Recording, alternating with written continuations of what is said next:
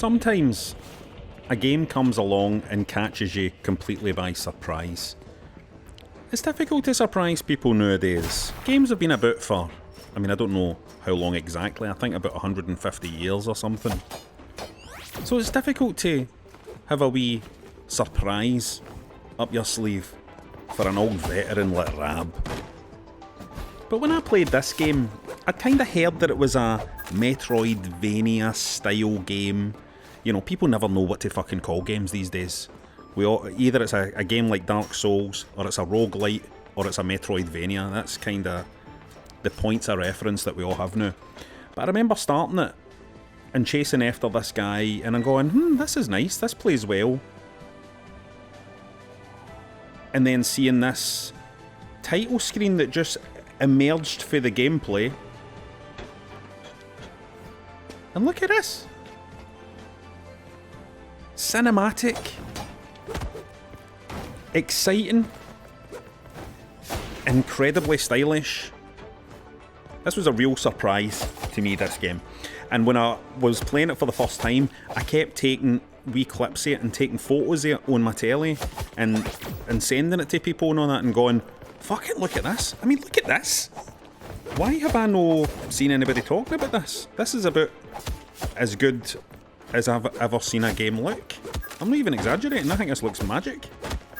But the game itself has a really interesting structure because it feels like it's just going to be a kind of conventional platformy, shooty, fighty game, but you're a bounty hunter, right? And there's a wee bit of a story going on. There's history, there's surprises, there's a considerable amount of dialogue, which you don't normally find in a game like this. It's got a kind of western sci-fi feel. It feels a wee bit Mandalorian. If they're ever going to make a Mandalorian game, just like these guys make it, because this is really everything you would want for a Mandalorian game. There's a boss fight happening here. Even the boss fights are good. And it seems to everything that it tries to do this game, whether it be platforming, whether it be skirmish combat with multiple characters, whether it be boss fights, whether it be wee dialogue sequences with NPCs, it handles it all beautifully. It's a really efficient, smart, and incredibly stylish wee game. Look at this. Wee moments of calm. It made me feel weirdly, this game, like if the design philosophy of games on the Amiga were to continue on into the future. If the Amiga had lived, I think they always run as the kind of Amiga game we would have seen. And if you're an old school Amiga game player, I think you'll understand what I mean by that. This is like some kind of retro-futuristic Amiga game, like the kind of Amiga game you dreamt of back when you were a wee guy. One day, it'll be like this. Smash! Like flashback on fucking steroids. The game never lets up either. You're always excited about the new contract that you need to fulfill. You're always excited about the new location you're about to travel to. The combat never gets dull. This is always fun. Watch this. Pulling out. Look at that. Come on. You never get tired of doing that kind of thing. Watch this. Look.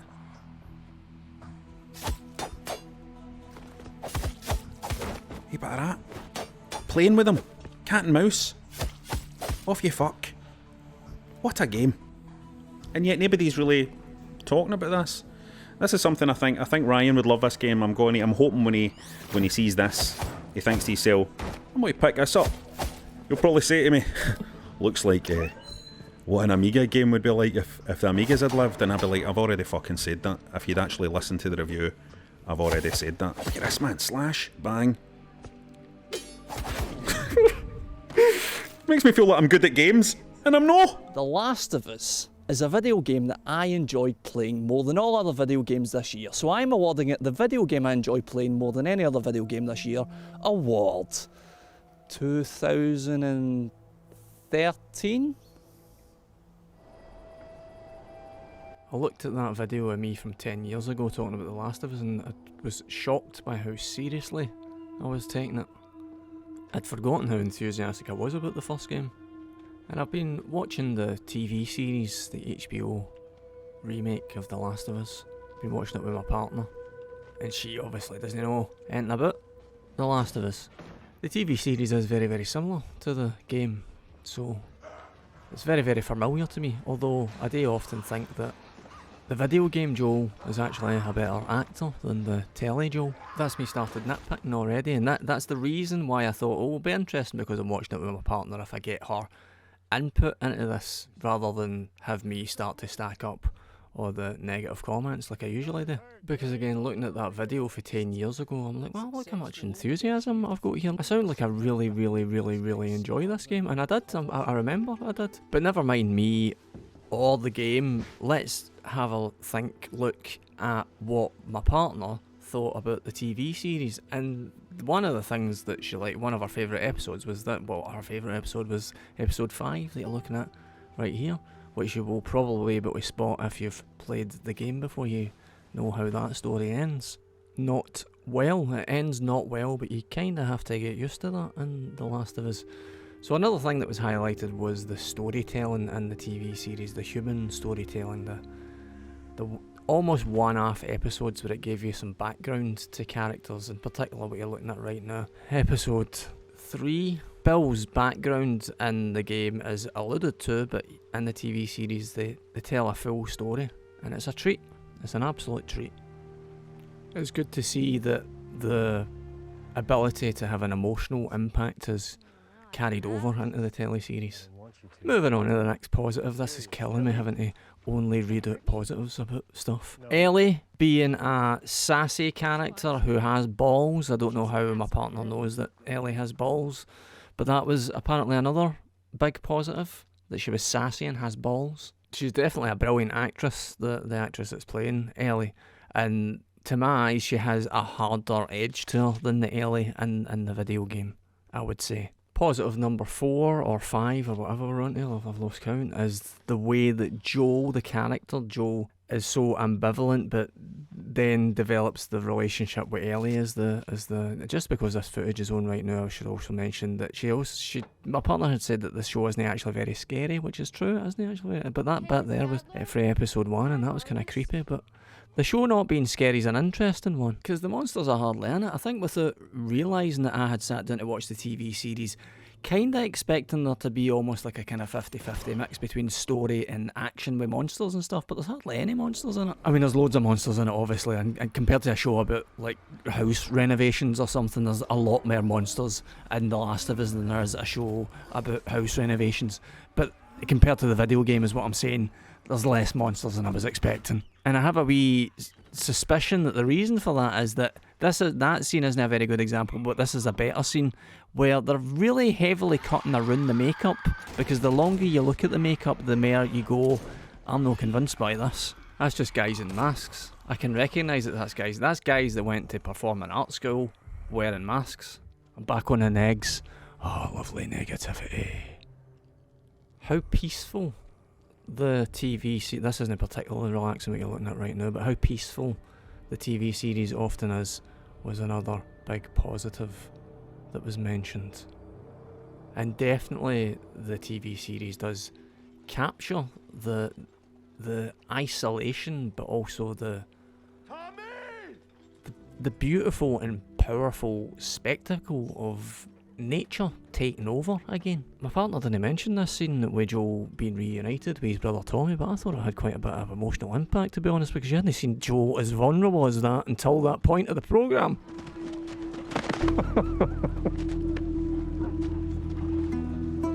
So the impactful storytelling, the development of the characters, the picturesque scenery, the at times peaceful pacing of the show are all winners, and they're all things that I remember loving about the first Last of Us game.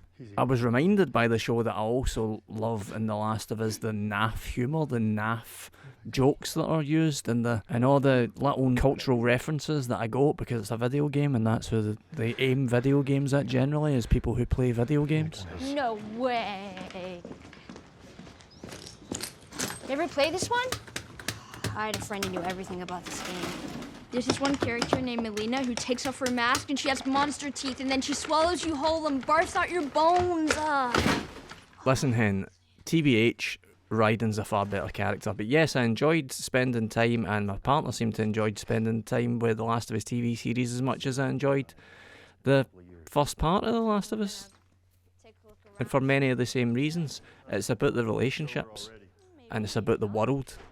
It's very, very strong, emotional content, and I would recommend it. And you'll want to have quite a few tissues ready, because you might find it stressful, and you know how much you sweat when you're under a bit of stress, don't you? Damn. You're no Will Livingston. Yeah, but who is?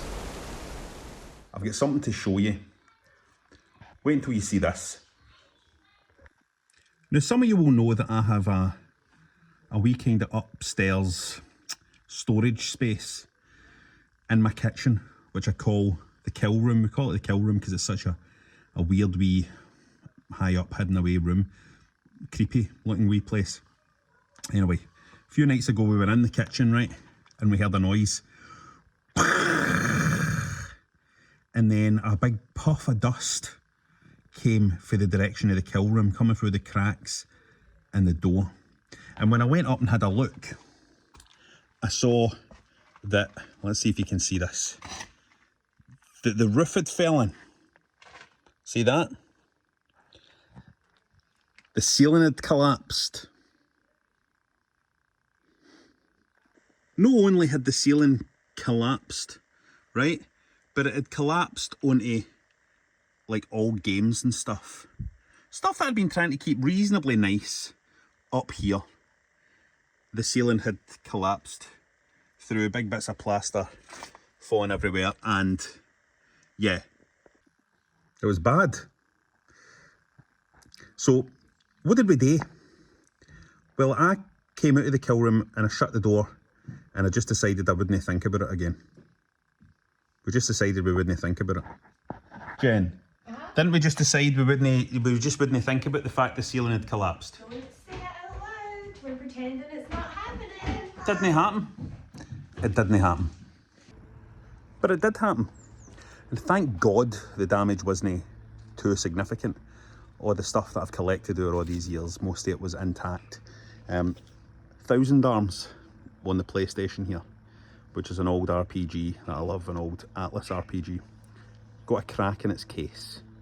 That was really about as bad as things go. Got off quite lucky in the end. But it got me thinking.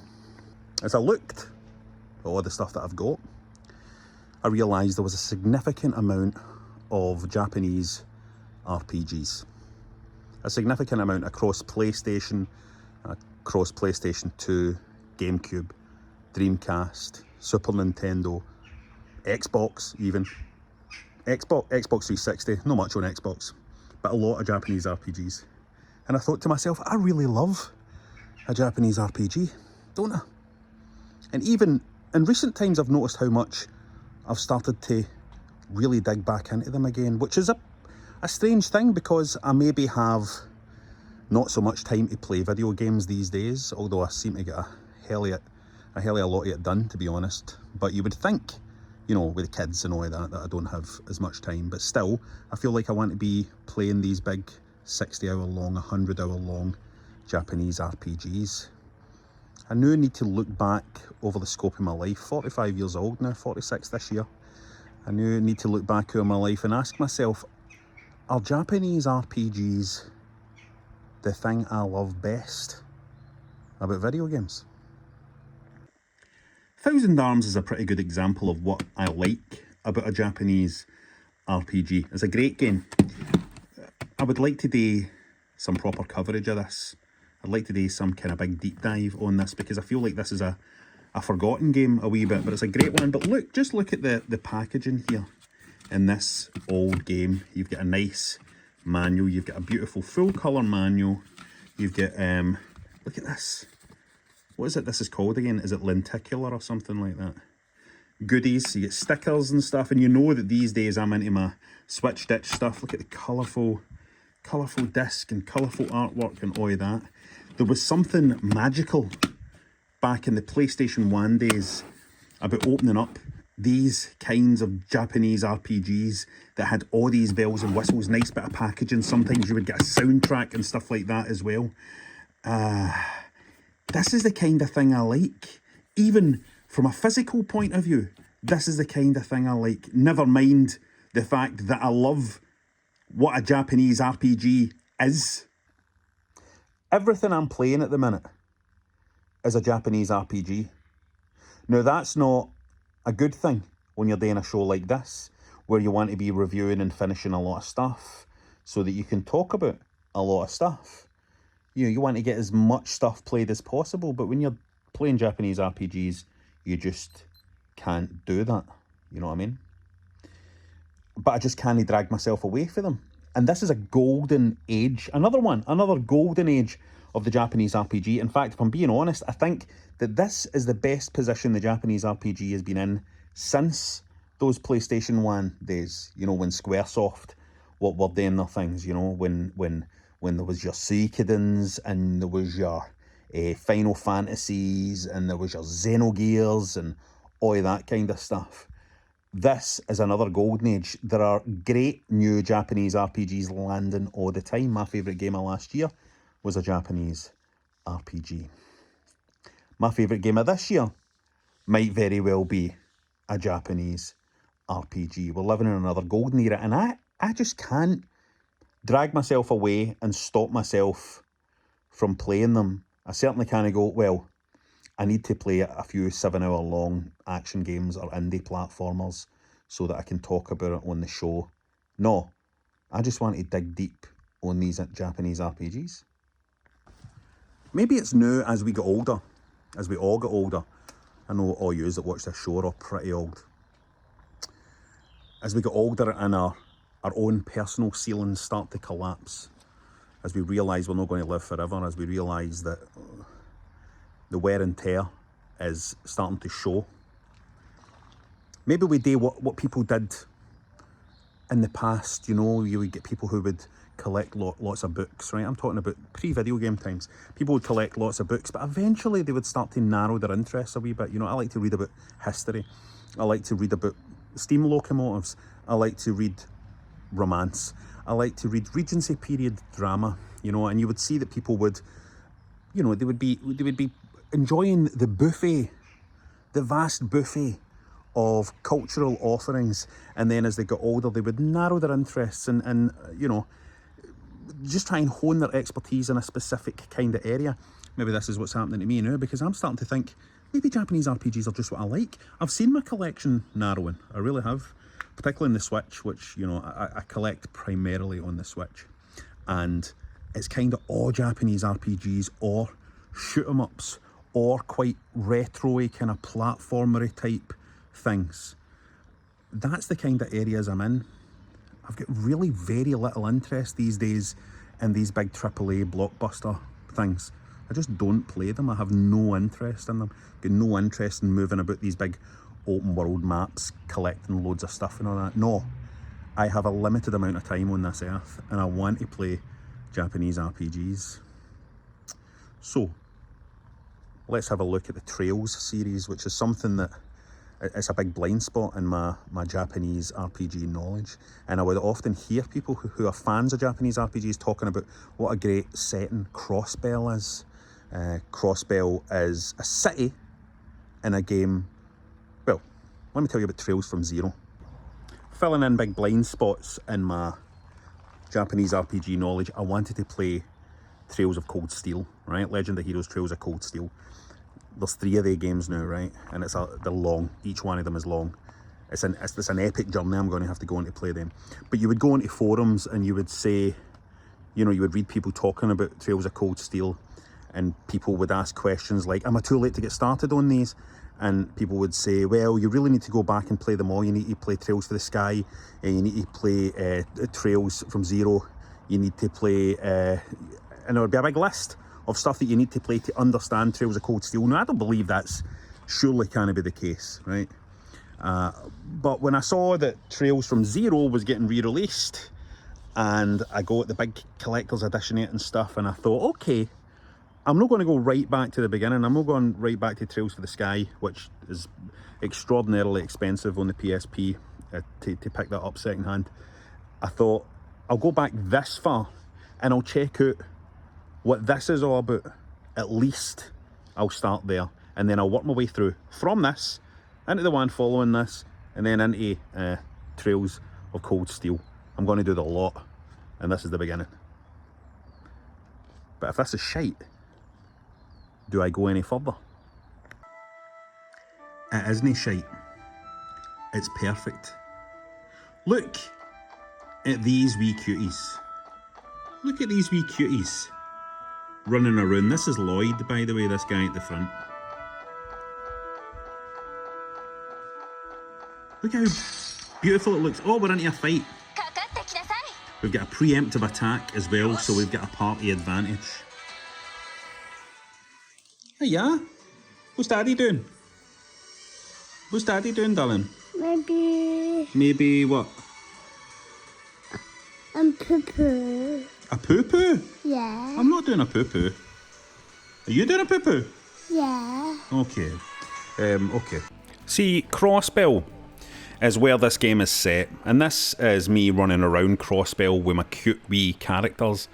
And this place is one of my favourite places ever in a Japanese RPG or in any computer game. I feel like, having slept on this game back in the day, I have been completely unaware of one of the best RPGs ever made, and I am now ready to completely immerse myself in this world. Why is it so great?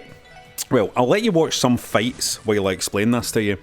As fun as the fights are, and the fights are great, I really enjoy the combat, the magic of this Trails for Zero game is in its world building, and it's in how every character, every NPC has their own wee inner story. You feel as if you're living in a very lived in world with a lot of history, a lot of different factions, a lot of different relationships and dynamics between people, and it's an amazing thing to discover.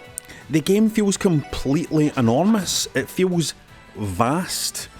So when you're in these moments of fights and levelling up and new abilities and all that, all the usual excitement you get for Japanese RPGs, you know that after you complete each section of combat and adventuring, you're going to return to Crossbell or to one of the other wee towns where there's going to be interacting, interplaying stories and an incredible focus on character. Great dialogue, great patter between everybody, and it's like the difference between in other RPGs, you maybe talk to an NPC and they say something generic that fills in the lore of the world, right?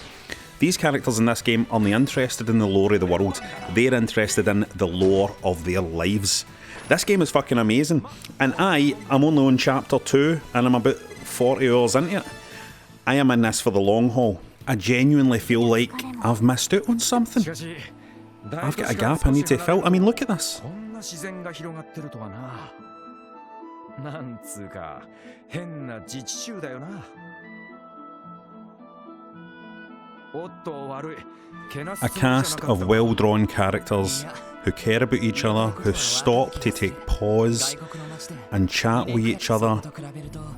I think this is maybe a masterpiece. I think I've maybe embarked on a big study of a lot of masterpieces.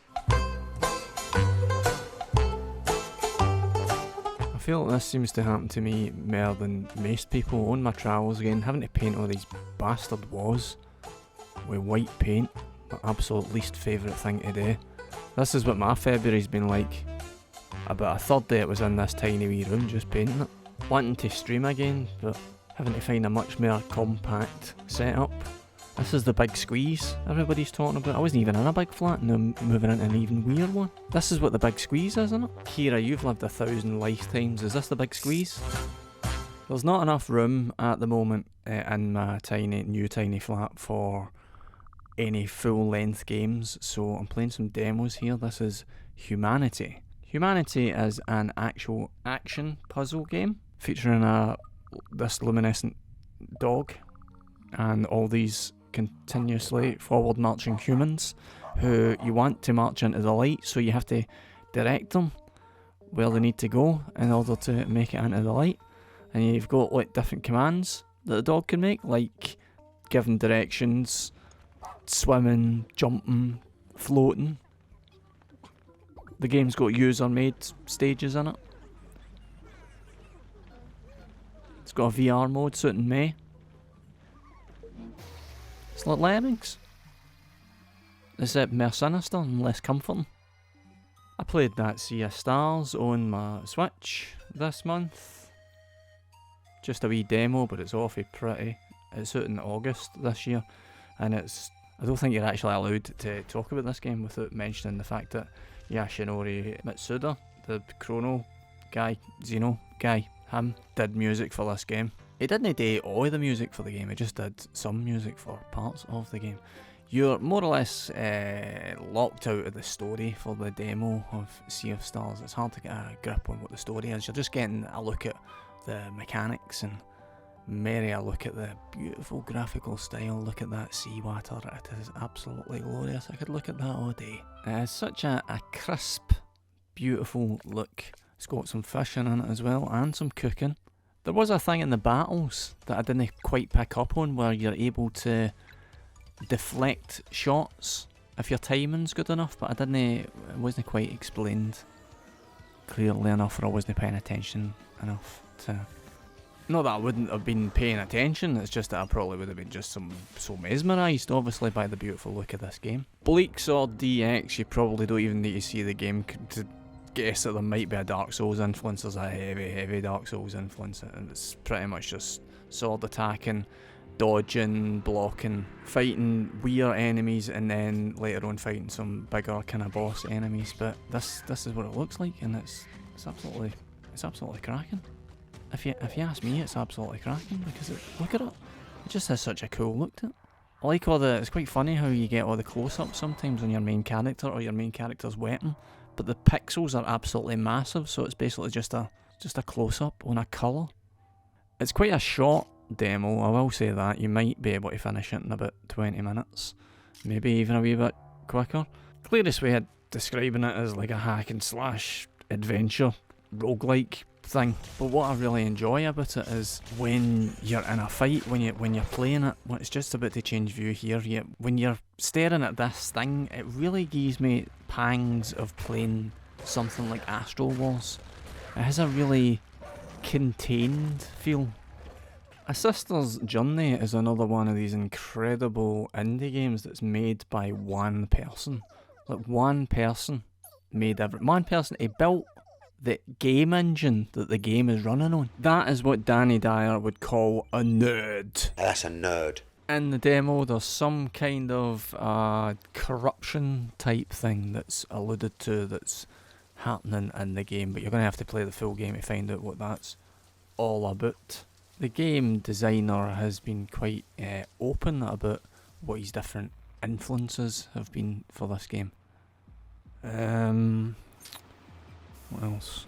Didn't realise there was so much footage of this game still on there, because I'm not actually that sold on this myself, so I'm kind of running out of things to say. You've got 8 weapons in it, and 2 different kind of firing styles. It's just not my cup of tea. I mean, it's nice looking at it, it's like an incredible accomplishment, but I'm just not that interested in it. Planet of Lana is just a really, really nice place to go. It's this cinematic puzzle adventure, and it's got you paired up with one of these whatever that wee creature is there, and you need to tell the wee creature what to do to help you out when you're trying to do the puzzles so that you can get onto the next screen. You know how games work, don't you? I don't know how to tell you how games work. It's just really relaxing and pleasant. Even in it does have kind of stealth type bits in it, but so far anyway in the demo they haven't been too traumatic or taxing. The game's very relaxing, and it takes its time, and it has a beautiful atmosphere. I love the nature science fiction crossover that it's got. It does really remind me of something another game, like a game that looks like it, but it's another game.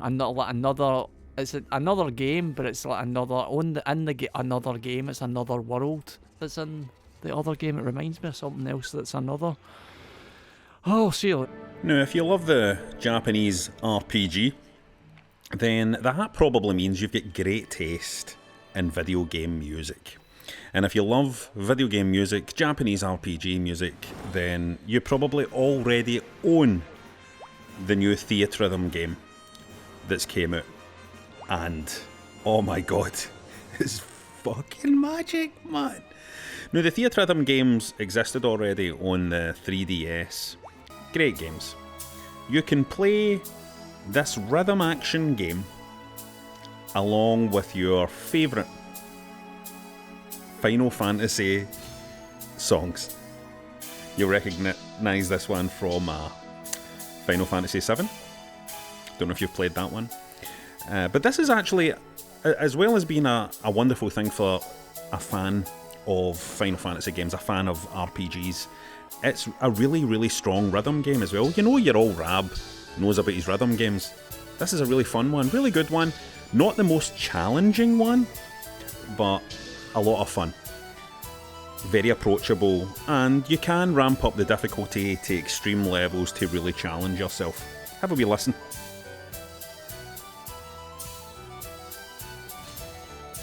You'll notice that it's the boys for Final Fantasy 15 down there that are running along while this wee gold saucer tune is playing. So here you can see a wee selection of the songs as you play through the games. Oh, because I should tell you this, you can kind of challenge the music in sets according to the game, so it's almost like you can play through the story of Final Fantasy VII in a sense, and unlocking all the music as you go. And then it all goes into your big music box here, and you can play with whatever you want. There's a lot of DLC music available, by the way, and I'm going to spend a lot of money on that because it's got stuff like Nier, it's got stuff like Xenogears on there. It's going to skin me. This is how it's structured, by the way, how the story mode kind of thing is structured. You can put your wee party together, you can choose, you unlock these characters as you go, and you can choose which party you want to take out, which special abilities they've got, and they kind of fight and battle monsters and stuff like that while you play. Your job is to just hit all the notes right and keep the rhythm going, but there's wee quests you want to complete in each level as well, and you've got different wee things to aim for. Look at this.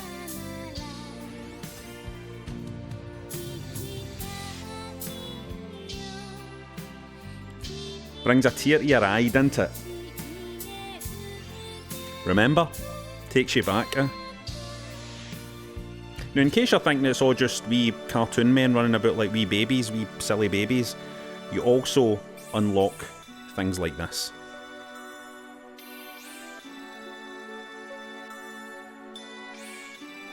You're going to greet, aren't you? Don't greet. Listen, if you love RPGs, you need to get this. It's an amazing package. An amazing package. You'll love it. I'm just going to come right out and say it. I've had enough of the video games. The Consolevania, I want now to be a show about art. I went to some art galleries this month. I went to see Elizabeth Price's Slow Dance at Goma. This is her talking about one of the sections in her visual piece that I saw. I actually did quite enjoy it. It's 3 massive big screens that show different information, and when I looked her up and she started geeking out about editing, I was like, I'm actually quite interested in this. Kind of makes sense. I like it though because it is quite technical and clinical, and it was almost like sci-fi art, and it has sections in it that are, the voiceover is almost GLaDOS-esque. Obviously nobody was way got that reference. I'm 99% sure Elizabeth Price has been playing Portal. There's something that intrigues me about a lot of visual art, and this type of art in particular, where it deconstructs things and puts them together again, and sometimes it looks just like gibberish, but sometimes it strangely feels like they could mean something, and they're definitely emotionally evocative, I find. I've seen some rubbish as well. That Immortality shouldn't have came up just as I said rubbish there, but I've seen some rubbish this month as well. Moving on, I'm obviously thinking about art in video games. What are the best representations of art in video games? And it's hard to find, but I did see an exceptional example in the most recent Nintendo Direct. Take away. Tell me why! Is this really what you want? Nothing's gonna get through to him! He's a heartless machine!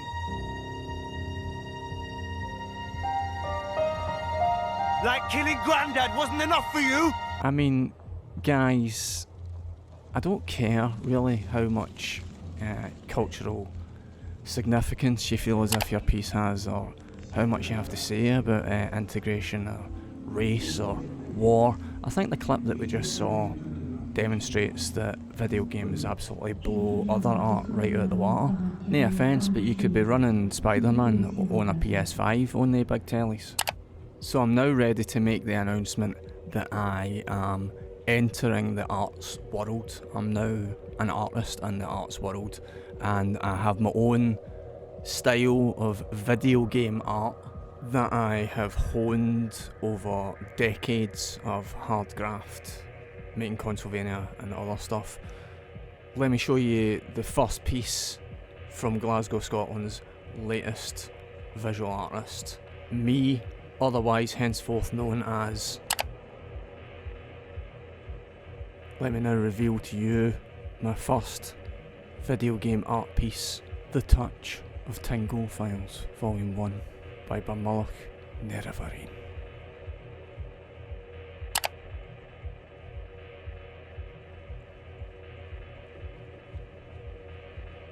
In the early days before days, a digital dog did a fart and time transformed into a potato that looks like Anthea Turner. The secrets of men should remain unspoken. Pac-Man's pubes. As the years pass, the stench of sweat grows more unstoppable and gamers grow controllers for hands. Which is better for gaming but not so good for being intimate with yourself. Also clever things like metaphors happened, as well as random stuff. Pac-Man's pubes. You were almost a Jill sandwich. You're right. Barry, thanks for saving There was a dude who looked like a cop standing there with my name out. I ain't trying to get arrested yet, I just got here. Within centuries, Nathan Drake is worshipped and adored. Nathan Drake is as a god. The largest religion on earth becomes Bobby Brown hairism. Like killing Grandad wasn't enough for you. I whistled for a cabin when it came near. The license plate said, fresh, and it had dice in the mirror. If anything, I could say that this cab was rare. Pac-Man's pubes, Pac-Man's pubes, Pac-Man's pubes, Pac-Man's pubes. He's got a Pubes. tattoo on his arm. Pubes. Like killing Grandad wasn't enough for you?